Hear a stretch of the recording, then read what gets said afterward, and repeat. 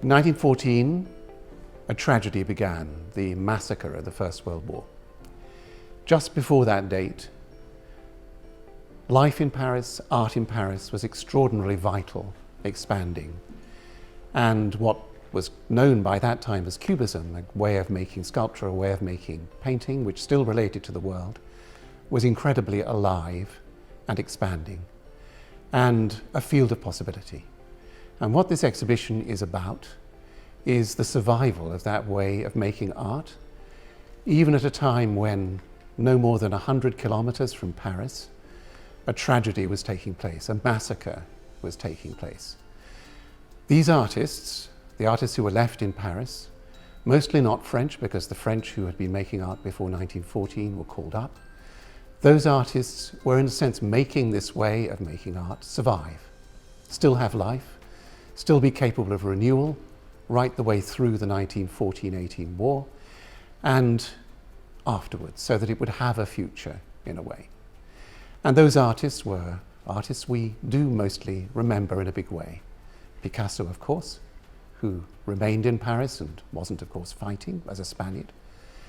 Juan Gris, also a Spaniard who didn't fight and stayed in Paris.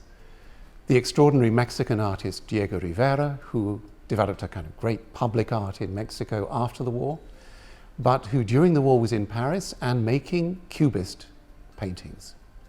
And the sculptor Henri Lors, a Frenchman, but a Frenchman whose leg had been amputated because he had osteotuberculosis before the war and therefore couldn't fight, and developed a wholly new way of making Cubist sculpture during the war, which is one of the, I think, wonderful things about what's in this exhibition.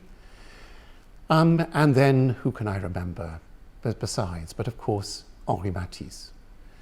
And Matisse and Cubism is not, they're not two words which normally go together.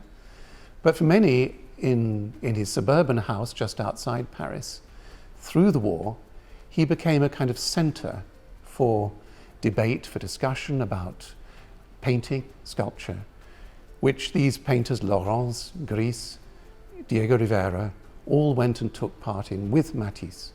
So Matisse's work during the war does relate very much to what the Cubists were doing and how Cubism as a way of working survived through that period.